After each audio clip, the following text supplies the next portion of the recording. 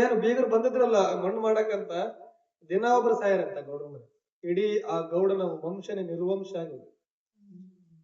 ಇವತ್ತಿಗೂ ಕೂಡ ನವಲು ಗುಣದೊಳಗ ಆ ಗೌಡ್ರ ಮನೆ ಹಂದಿ ಮಲಗ್ತವ, ಎಲ್ಲ ಜಿದ್ದು ನಾಶ. ಹಂಗ ಶರಣರ ಪವಾಡಗಳು ಅಷ್ಟಿಷ್ಟಲ್ಲ, ದೊಡ್ಡ ಪವಾಡ ಪುರುಷರು. ನಮ್ಮ ದೇಶದಲ್ಲಿ ಇರ್ತಕ್ಕಂಥ ಪವಾಡ ಪುರುಷರು ಇನ್ನು ಯಾವ ಜಗತ್ತಿನಲ್ಲಿ ಯಾವ ದೇಶದಲ್ಲೂ ಸಿಗುವುದಿಲ್ಲ. ಪ್ರತಿಯೊಂದು ಜಿಲ್ಲೆಯೊಳಗ ಪ್ರತಿಯೊಂದು ತಾಲೂಕಿನೊಳಗ ಒಬ್ಬ ಪವಾಡ ಪುರುಷರು, ಪ್ರತಿಯೊಂದು ಜಿಲ್ಲೆಯೊಳಗ ಪ್ರತಿಯೊಂದು ತಾಲೂಕಿನೊಳಗ ಕೂಡ ಪವಾಡ ಪುರುಷರು. 5 ಆದ್ರೆ 5, ಇಲ್ಲ ಅಂದ್ರೆ ಅವ್ರಿಲ್ಲ ಅಷ್ಟ. ನೀವು ಬಳ್ಳಾರಿಗೆ ಹೋಗ್ಬೇಕಾರಾಗ ಬಲಭಾಗದಾಗ ಮಹಾದೇವ ತಾತನ ಮಠ ಅಂತ ಬರ್ತದೆ, ನೋಡಿದ್ರೆ ನೀವೇನು? ಚೇಡ್ಲುಗುಕ್ಕಿದ್ ಬೇರೆ. ಬಳ್ಳಾರಿಗೆ ಹೋಗ್ಬೇಕಾರಾಗ ಅಲ್ಲಿಪುರದಲ್ಲಿ ಮಹಾದೇವ ತಾತನ ಮಠ, ಮಹಾದೇವ ತಾತನ ಮಠ ಅಂತ ಬರ್ತದ. ಆತ 600 ವರ್ಷ ಬದುಕಿದ್ದ, 600 ವರ್ಷ ಬದುಕಿದ್ದ. ಯಾರು? ಅಲ್ಲಿಪುರದ ಮಹಾದೇವ. ಆತ ಎಷ್ಟು ಪವಾಡ ಪುರುಷ ಅಂದ್ರೆ ನೋಡ್ರಿ, ಹೇಳ್ತದಂತೆ ಶಿಷ್ಯಂದ್ರಿಗೆ, ಇಲ್ಲೇ ನಾ ಒಳಗ್ ಹೋಗ್ತೀನಿ, ನಾ ಹೊರ ಬರೋವರೆಗೂ ನೀ ಬಾಗಿಲು ತೆಗಿಯಂಗಿಲ್ಲ ಅಂತ ಹೇಳ್ತ. 3 ತಿಂಗಳಾದ್ರೂ ಹೊಳಗಿರ್ತದಂತ. ಏನ್ ಮಾಡ್ದದ್ದ ಅಂತ ನೀವ್ ಕೇಳ್ಬೋದು. ಏನ್ ಮಾಡ್ತಾ ಇದ್ದಂದ್ರೆ, ಆತ ಮಹಾದೇವ ತಾತ ಮಲಗ್ತಾ ಇದ್ದಂತೆ, ಆತನ ಬಾಡಿ ಅಲ್ಲೇ ಇರ್ತಂತೆ. ಆತನ ಆತ್ಮ ಪುಣ್ಯಕ್ಷೇತ್ರಗಳ ದರ್ಶನಕ್ಕೆ ಹೋಗ್ತಾ ಇತ್ತು. ಮಹಾದೇವ ತಾತನ ಬಾಡಿ ಅಲ್ಲೇ ಇರ್ತಿತ್ತು, ಆತನ ದೇಹ ಅಲ್ಲೇ ಇರ್ತಿತ್ತು. ಆತನ ಜೀವ ಏನ್ ಆತ್ಮ ಐತಲ್ಲ, ಇಡೀ ಪುಣ್ಯಕ್ಷೇತ್ರ ಕಾಶಿ ಪ್ರಯಾಗರಾಜ್ ಇವೆಲ್ಲ ದರ್ಶನ ಮಾಡಬೇಕು, ಕೇದಾರ ಇದೆಲ್ಲ ದರ್ಶನಕ್ಕೆ ಹೋಗ್ತಾ ಇತ್ತು. 3 ತಿಂಗಳಾದ್ಮೇಲೆ ಶಿಷ್ಯಂದ್ರ ಯಾಕ ತಾತ ಬರ್ಲಿಲ್ಲ, ಒಳಗೆ ಏನಾಗೇನ ಏನಿಲ್ಲ ಅಂತಂದ್ರ ಅವಾಗ ಕಿಟಿಕಿ ಓಪನ್ ಮಾಡಿ ತೆಗಿರ್ಲೇ ಬಾಗಲ. ಅಲ್ಲಿಪುರದ ಮಹಾದೇವ ತಾತ ಅಷ್ಟು ಪವಾಡ ಪುರುಷ. ತಾತನ ಮಠ ಕಟ್ತಾ ಇದ್ರಂತೆ, ಅದೇ ಮಹಾದೇವ ತಾತನ ಮಠ. ಎಲ್ಲ ಹೆಣ್ಮಕ್ಳು ಮಹಾದೇವ ತಾತನ ಮಠ ಕಟ್ತಾ ಇದ್ರಂತೆ. ಕಟ್ಟಬೇಕಾರಾಗ ಒಬ್ಬ ಹೆಣ್ಮಕ್ಳು ಬಹಳ ಕಳ್ಳಿದ್ಲು.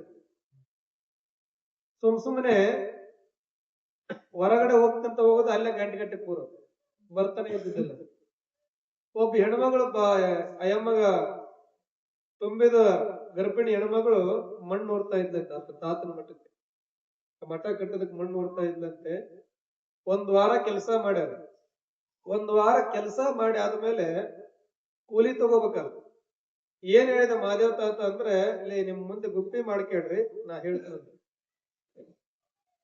ಎಲ್ಲಾ ಗುಂಪಿ ಮಾಡ್ಕೊಂಡ್ರಂತೆ. ಗುಂಪಿ ಮಾಡ್ಕೊಂಡ್ರ ಈ ಹೆಣ್ಮಗಳು ಏನ್ ಕಳುವು ಮಾಡಿದ್ಲಲ್ಲ, ಅಯ್ಯಮ್ಮಗ್ ಏನೂ ಸಿಗ್ಲಿಲ್ಲ. ಅದ್ರಾಗ ಏನೂ ಸಿಗ್ಲಿಲ್ಲ. ಕೃಷ್ಣ ಕೃಷ್ಣ ನೋಡಿ, ಮತ್ತೆ ಅಲ್ಲಿ ನೋಡಿದ ಸತ್ಯವಾದ ಮಾತು. ಶರಣರ ಸತ್ಯ ಇಲ್ಲಿ ಕೂಡ ಸತ್ಯವಾಗೈತೆ ಅನ್ನೋದಕ್ಕೆ ಅದೇ ಸಾಕ್ಷಿ. ಅವಾಗ ತುಂಬಿದ ಹೆಣ್ಮಗಳು ಏನು ಆ ಮಣ್ಣಿನ ರಾಶಿ ಮಾಡಿದ ತೆಗೆದ್ರೆ ಅಯ್ಯಮ್ಮಗೆ 2 ಕೂಲಿ ಇತ್ತು ಅಂತ.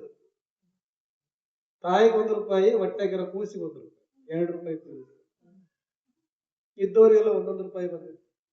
ತಾತನ್ ಕೇಳಿದ್ರಂತ, ಯಜ ಏನ್ ಅಯ್ಯಮ್ಮಗೆ 2 ರೂಪಾಯಿ ಕೊಟ್ಟಿ, ನನಗೆ ಯಾಕೆ 1 ರೂಪಾಯಿ ಬಂದಂತಂದ್ರ, ಅಯ್ಯಮ್ಮ ಓರ್ಬೇಕಾರಾಗ ಹೊಟ್ಟೆಳ ಕೂಸು ಕೂಡ ಅಯ್ಯಮ್ಮನ ಜೊತೆ ಕೆಲಸ ಮಾಡೈತೆ, ಅದಕ್ಕಾಗಿ ಹೊಟ್ಟೆಳ ಕೂಸಿಗೆ ಅದಕ್ಕೆ ಸೇರಿ 2 ರೂಪಾಯಿ ಕೊಟ್ಟಿ ನಾನು. ಅಷ್ಟು ಅವರ ಶಕ್ತಿ ಮತ್ತೆ ಪವಾಡ. ಹಾಗಾಗಿ ಹೇಳ್ತಾರೆ, ಪವಾಡ ಪುರುಷರ ಹತ್ರಕ್ಕೆ ಹೋಗ್ಬೇಕಾದ್ರೆ ಬಹಳ ಯೋಚನೆ ಮಾಡ್ಬೇಕು.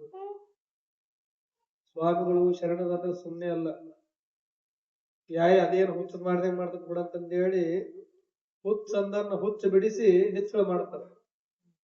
ಅದಕ್ಕ ಈ ನಾಗಲಿಂಗ ತಾತನವರ ಉದಾಹರಣೆ. ಹೌದ್ರ?